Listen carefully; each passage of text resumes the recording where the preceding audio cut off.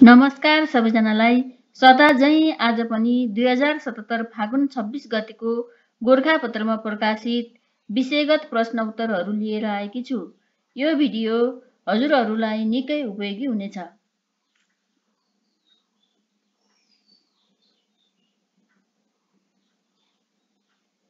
विषयगत प्रश्न उत्तर। प्रश्न नम्बर 1, समावेशीकरणका क्षेत्रहरू के हुन्? छोटो चर्चा गर्नुहोस्। राज्य संयन्त्रमा सबैको पहिचान, प्रतिनिधित्व एवं सहज पहुँच गराउने कार्य समावेशीकरण हो। यसको प्रमुख क्षेत्र राजनीति हो। राजनीतिक पार्टीको पार्टीगत दल, निर्वाचन हुने पद एवं मन्त्री पदमा समावेशीकरण गर्न सकिन्छ। यी बाहेक समावेशीकरणका अरू क्षेत्र निम्न छन्। प्रशासनिक क्षेत्र, निश्चित समयसम्म प्रशासनका पदमा समावेशीकरण गर्न सकिन्छ। आरक्षण, सकारात्मक विभेद आदिको व्यवस्था गरेर यो गर्न सकिन्छ। नेपालमा हाल यही व्यवस्था गरिएको छ। आर्थिक क्षेत्र, कर छुट, ऋण सुविधा, भूमिको न्यायोचित वितरण, सामाजिक सुरक्षा आदिको व्यवस्था गरेर समावेशीकरण गर्न सकिन्छ। सामाजिक क्षेत्र, सामाजिक सुरक्षा, रोजगारी, सामाजिक विभेद एवं हिंसाको अन्त्य गरेर समावेशीकरण गर्न सकिन्छ। शैक्षिक क्षेत्र, निशुल्क शिक्षाको व्यवस्था, पोशाक एवं पुस्तक वितरण आदि मार्फत समावेशीकरण बढाउन सकिन्छ। प्रश्न नम्बर 2, कृषिको विकासको समुचित विकासमा बाधक तत्त्व नै जमिनको असमान वितरण हो। पुष्टि गर्नुहोस्। कृषि उत्पादकत्व वृद्धिका लागि उपलब्ध कृषियोग्य भूमिको उपयुक्त वितरण हुनु जरुरी हुन्छ। यसका लागि प्रजातान्त्रिक र न्यायोचित भूमि वितरणको व्यवस्था आवश्यक हुन्छ। वास्तविक किसानको हातमा जमिन नहुने र गैर किसानको हातमा असीमित जमिन हुने अवस्था कृषि क्षेत्रको समुचित विकासको एक महत्त्वपूर्ण बाधक तत्त्वका रूपमा रहन्छ। हाल नेपालमा यस्तै अवस्था रहेको छ। 20% व्यक्तिको स्वामित्वमा 80% भूमि छ। त्यस्तै 80% व्यक्तिको स्वामित्वमा 20% भूमि छ। 23% किसान भूमिहीन छन्। गैर किसानले ओगटेको ठूलो जमिनको हिस्सा बाँझै पल्टिँदा राष्ट्रिय कृषि उत्पादन निकै कम हुन गएको छ। यसका अतिरिक्त वैकल्पिक आय आर्जनको अवसर अभावमा अंशबन्डा सँगसँगै जमिनको अति खण्डीकरण भएको छ। यसबाट पनि खेतीपाती गर्न गाह्रो हुने र साथ किल्लामा जमिन खेर जाने अवस्था सिर्जना हुन्छ। यसकारण कृषिको समुचित विकासका लागि वैज्ञानिक र न्यायोचित भूमि वितरण आवश्यक हुन्छ। प्रश्न नम्बर 3, वातावरण प्रदूषण भनेको के हो? यो कति प्रकारको हुन्छ? छोटकरीमा चर्चा गर्नुहोस्। वातावरणमा रहेका सम्पूर्ण जैविक तथा अजैविक अवयव बीचको अन्तर्क्रिया एवं अन्तर्सम्बन्धमा प्रत्यक्ष अप्रत्यक्ष रूपले परिवर्तन गरी वातावरणमा ह्रास ल्याउने, क्षति पुर्याउने, वातावरणको लाभदायी उपयोगी प्रयोजनमा हानि नोक्सानी पुर्याउने प्रक्रियालाई वातावरण प्रदूषण भनिन्छ।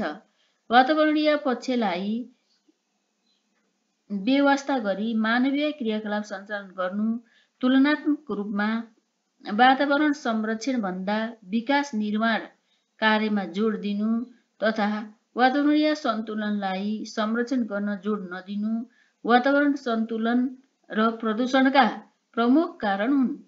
वातावरणमा रहेका विभिन्न अवयव बीच विकृति आई वातावरणमा देखिने असन्तुलनको स्थिति नै वातावरण प्रदूषण हो। वातावरण प्रदूषणका प्रकार: वायु प्रदूषण, विभिन्न यातायातका साधन, उद्योग धन्दा, कल कारखाना आदिबाट उत्पन्न हुने carbon dioxide, chlorofluorocarbon, nitrogen oxide, sulphur oxide, carbon monoxide आदि ग्यास हावामा मिसी हुने वायु प्रदूषण हो। खमा जल प्रदूषण, ढल निकास, औद्योगिक रसायन, बाढी पहिरो, अम्लीय वर्षा आदिका कारणबाट नदी नाला, ताल, पोखरी, समुद्र आदिमा हुने प्रदूषण जल प्रदूषण हो। गमा ध्वनि प्रदूषण, कल कारखाना, मोटर गाडी, हवाईजहाज, तोप, गोला, बम बारुदको विस्फोटन आदिबाट निस्कने ध्वनिका कारण हुने प्रदूषण ध्वनि प्रदूषण हो। घ भू प्रदूषण, बाढी पहिरो, आणविक प्रयोग, कीटनाशक औषधि तथा रासायनिक मलको प्रयोग आदिका कारण हुने प्रदूषण भू प्रदूषण हो।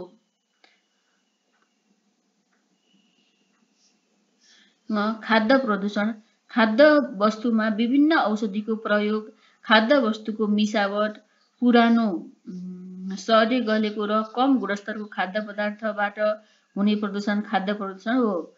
च विकिरण, रेडियोधर्मी प्रदूषण, विकिरणयुक्त सामानको उत्पादन, आणविक परीक्षण, ओजन तहको विनाश आदिका कारण हुने प्रदूषण विकिरण प्रदूषण हो।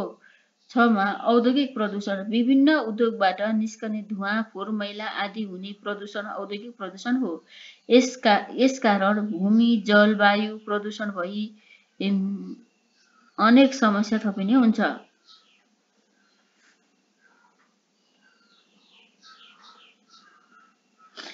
प्रश्न नम्बर 4, नेपालमा गरिबी किन अपेक्षाकृत घटाउन सकिएको छैन? छोटो कारण दिनुहोस्। निम्न अनुसारका कारणले गर्दा नेपालमा गरिबी अपेक्षाकृत घटाउन सकिएको छैन। कृषि प्रणालीलाई आवश्यक मात्रामा आधुनिकीकरण र व्यावसायीकरण गर्न नसक्नु, उद्योग धन्दा कल कारखानाको पर्याप्त विकास र विस्तार गर्न नसक्नु, आर्थिक योजनाका लक्षित कार्यक्रमहरूको प्रभावकारी कार्यान्वयन नहुनु, शिक्षा, स्वास्थ्य, यातायात, सञ्चार, विद्युत जस्ता विकास पूर्वाधार निर्माण गर्न नसक्नु, द्वन्द्वकालमा उद्योग तथा विकास पूर्वाधार क्षतिग्रस्त हुनु, राजनैतिक अस्थिरता बढ्नु, अशान्ति, असुरक्षा आदिका कारण लगानी मैत्री वातावरण नबन्नु।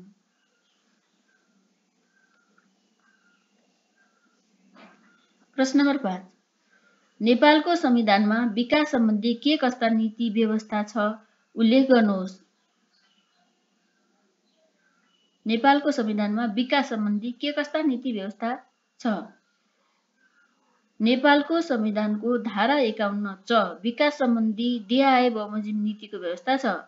क्षेत्रीय सन्तुलन सहितको समावेशी आर्थिक विकासका लागि क्षेत्रीय विकासको योजना अन्तर्गत दिगो सामाजिक आर्थिक विकासका रणनीति र कार्यक्रम तर्जुमा गरी समन्वयात्मक तवरले कार्यान्वयन गर्न, विकासका दृष्टिले पछाडि परेका क्षेत्रलाई प्राथमिकता दिँदै सन्तुलित वातावरण अनुकूल गुणस्तरीय तथा दिगो रूपमा भौतिक पूर्वाधारको विकास गर्न, विकास निर्माणको प्रक्रियामा स्थानीय जनसहभागिता अभिवृद्धि गर्न, वैज्ञानिक अध्ययन अनुसन्धान एवं विज्ञान र प्रविधिको आविष्कार, उन्नयन र विकासमा लगानी अभिवृद्धि गर्न तथा वैज्ञानिक, प्राविधिक, बौद्धिक र विशिष्ट प्रतिभाको संरक्षण गर्न।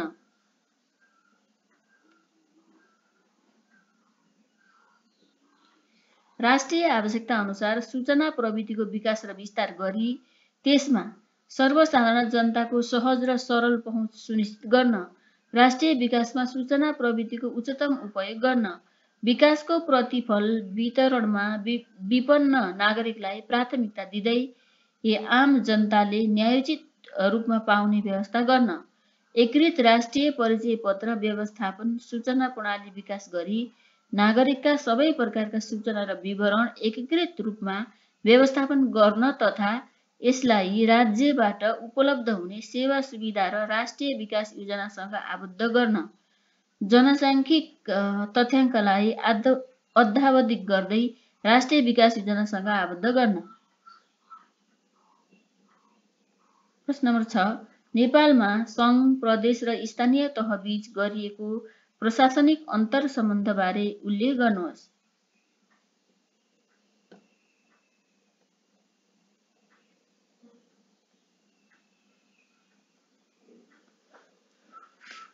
नेपालमा सङ्घ, प्रदेश र स्थानीय तहबीच गरिएको प्रशासनिक अन्तर सम्बन्ध निम्नानुसार छ।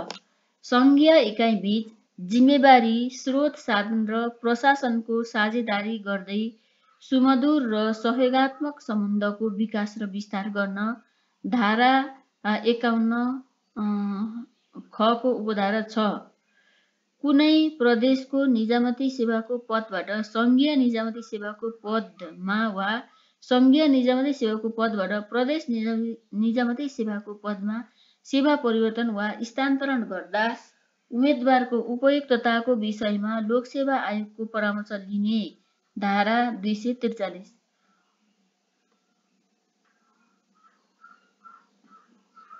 प्रदेश लोकसेवा आयोगको गठन, काम, कर्तव्य र अधिकार प्रदेश कानुन बमोजिम हुने। यसका लागि सङ्घीय संसदले कानुन बनाई आधार र मापदण्ड निर्धारण गर्न धारा 244। सङ्घ, प्रदेश र स्थानीय तहले कानुन बमोजिम सरकारी सेवाहरूको गठन र सञ्चालन गर्न सक्ने धारा 285। यही व्यवस्था अनुसार सङ्घले सङ्घीय निजामती सेवा, प्रदेशले प्रदेश निजामती सेवा, स्थानीय तहले स्थानीय सेवा गठन गर्न सक्ने। यी सबैका कानुनी प्रावधानमा 3 तहको सेवामा आपसी अन्तरसम्बन्ध रहने। प्रदेश र स्थानीय तहमा आवश्यक सेवा प्रवाह गर्न नेपाल सरकारले आवश्यक व्यवस्था गर्न सरकारी सेवामा कार्यरत राष्ट्रसेवक कर्मचारीलाई नेपाल सरकारले कानुन बमोजिम सङ्घ, प्रदेश र स्थानीय तहमा समायोजन गर्न सङ्क्रमणकालीन व्यवस्था धारा 302। प्रदेश वा स्थानीय तहमा समायोजन भएर जान कर्मचारी तोकिए बमोजिम अर्को तहको सरकारी सेवामा सरुवा वा बढुवा हुन पाउने कर्मचारी समायोजन ऐन 2075। प्रश्न नम्बर 7। सूचना प्रविधि मैत्री कार्यालय व्यवस्थापन गर्ने उपायहरू के हुन् लेख्नुहोस्। कार्यालयमा इन्टरनेट, कम्प्युटर, प्रिन्टर लगायतका विद्युतीय उपकरण प्रयोग गरेर कार्यालयले गर्ने सम्पूर्ण कार्यलाई यही माध्यमबाट गरी कार्यालयलाई पूर्ण रूपमा पेपरलेस अफिस बनाउनु सूचना प्रविधि मैत्री कार्यालय व्यवस्थापन हो। सूचना प्रविधिको उपयोगिताको क्षेत्र बहुआयामिक हुने हुनाले कार्यालयका कार्य प्रकृति एवं कार्यक्षेत्रका आधारमा यसलाई प्रयोग गर्न सकिन्छ। यसले मानिस, माल, वस्तु, जग्गा, भवन, सवारी साधन लगायतका सबैको सूचनालाई इनपुट, प्रोसेस, आउटपुटको कार्य गरी व्यवस्थित गर्छ। त्यसैले यसलाई यस्तै गरी प्रयोग गरेर कार्यालयलाई सूचना प्रविधि मैत्री कार्यालयका रूपमा व्यवस्थापन गर्न सकिन्छ। दिएका उपाय अवलम्बन गरेर कार्यालयलाई सूचना प्रविधि मैत्री कार्यालयका रूपमा व्यवस्थापन गर्न सकिन्छ। कार्यालयको वेबसाइट निर्माण गरेर, विद्युत आपूर्तिको नियमित व्यवस्था गरेर, कम्प्युटर प्रणालीको पूर्ण प्रयोग गरी सेवा प्रवाह गरेर, सीसीटीभीको प्रयोग गरेर, telephone, fax, scanner, mobile, radio, television लगायतका विद्युतीय औजार प्रयोग गरेर, इन्टरनेट मार्फत अनलाइन सेवा प्रदान गरेर, फेस टु फेस नभई नेट टु नेट सर्भिस प्रदान गरेर, Facebook, Twitter, Skype, Viber, Instagram, imo जस्ता सामाजिक सञ्जाल प्रयोग गरेर सूचना प्रविधि मैत्री दक्ष कर्मचारीको व्यवस्था गरेर सूचना प्रविधिको पूर्ण सुरक्षा तथा गोपनीयताको सुनिश्चितता गरेर सूचना प्रविधिको पूर्ण सुरक्षा तथा गोपनीयताको सुनिश्चितता गरेर अहिलेको युग सूचना प्रविधिको युग हो। यसलाई व्यक्तिको व्यक्तिगत जीवनदेखि घर, परिवार, कार्यालय, समाज, राष्ट्र हुँदै सम्पूर्ण विश्वमा प्रयोग गर्न सकिने भएकाले आज सूचनाको सञ्जाल यसरी विस्तार र विकास भएको पाइन्छ। त्यसैले कार्यालयमा उल्लेखित उपायबाट यसको पूर्ण प्रयोग गरेर काममा गुणस्तर, छिटो छरितो एवं अनुशासन कायम गर्दै कार्यालयलाई आधुनिक बनाउन सकिन्छ। प्रश्न नम्बर 8। मूल्य अभिवृद्धि कर भनेको के हो? यसका विशेषता उल्लेख गर्नुहोस्। वस्तु तथा सेवाको मूल्यमा वृद्धि हुँदा बढेको मूल्यमा लाग्ने करलाई मूल्य अभिवृद्धि कर भनिन्छ। यो वस्तु तथा सेवाको खरिद मूल्य र बिक्री मूल्य बीचको अन्तरमा लाग्ने कर हो। यो बिक्री करको सुधारिएको रूप हो। नेपालमा यस करलाई राजस्वको प्रमुख आधारका रूपमा लिएको छ। नेपालमा यो कर विक्रम सम्वत 2054 मङ्सिर 1 गतेदेखि लागू छ।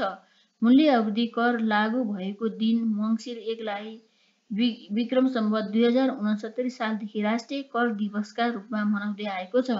हाल मूल्य अवधि करको दर 13% छ। नेपालमा यस करलाई व्यवस्थित गर्न मूल्य अवधि कर ऐन 2052 र मूल्य अवधि कर नियमावली 2053 लागू गरिएको छ।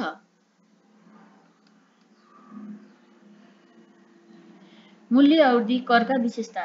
मूल्य अवधि कर स्वयं कर निर्धारण प्रणालीमा आधारित छ, जस अनुसार करदाताले आफ्नो कारोबारको आफै अभिलेख राख्ने, आफै कर निर्धारण गर्ने, आफै कर जम्मा गर्ने, कर विवरण कर कार्यालयमा आफै दाखिला गर्ने जस्ता कार्य गर्दछन्।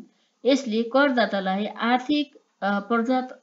आर्थिक प्रजातन्त्रको प्रत्याभूति दिएको छ। यो यसको प्रमुख विशेषता हो। यसका अरू विशेषता निम्न छन्। वस्तु र सेवामा लाग्ने कर, फराकिलो दायरा, कर चुहावट रोक्ने कर, कर कट्टी र कर फिर्ताको व्यवस्था, लेखामा आधारित कर, अप्रत्यक्ष कर, मूल्य अवधि रोक्ने कर, आधुनिक कर। प्रश्न नम्बर 9। नेपालमा व्यक्तिगत घटना दर्ता सम्बन्धी के कस्तो व्यवस्था छ? लेख्नुहोस्। नागरिकको जन्म, मृत्यु, बसाइ सराइ, विवाह, सम्बन्ध विच्छेद जस्ता व्यक्तिगत घटना दर्ता गरी प्रमाणपत्र दिने कार्य व्यक्तिगत घटना दर्ता हो। यो परिवारको लगत तयार गर्ने कार्य पनि हो। यसले जनसङ्ख्याको यथार्थ अवस्थाको जानकारी दिनुका साथै आर्थिक एवं सामाजिक नीति निर्माणमा सहयोग गर्छ। नेपालमा यस सम्बन्धी निम्न व्यवस्था छ। जन्म, मृत्यु तथा अन्य व्यक्तिगत घटना दर्ता गर्ने ऐन 2033 र नियमावली 2034 जारी गरिएको। गृह मन्त्रालय अन्तर्गत राष्ट्रिय परिचय पत्र व्यवस्था तथा पञ्जीकरण विभागको स्थापना गरिएको। गाउँपालिका तथा नगरपालिकाको प्रत्येक वडामा स्थानीय पञ्जीकाधिकारी रहने व्यवस्था। घटना घटेको 35 दिनभित्र तोकिएको फारम भरी स्थानीय पञ्जीकाधिकारीको कार्यालयमा सूचना दिनुपर्ने व्यवस्था। व्यक्तिगत घटना दर्ताको प्रमाणपत्र दिइने व्यवस्था। व्यक्तिगत घटना दर्ता अन्तर्गत निम्न घटनाको दर्ता गरिने व्यवस्था: जन्म, मृत्यु, विवाह, सम्बन्ध विच्छेद र बसाइ सराइ।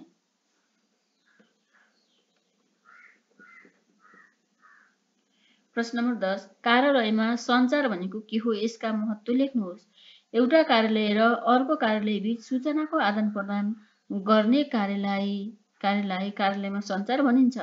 यो एक व्यक्ति, समूह वा कार्यालयले अर्को व्यक्ति, समूह वा कार्यालयलाई बुझ्ने, उसको विचार, धारणा, मूल्य, मान्यता थाहा पाउने प्रक्रिया हो।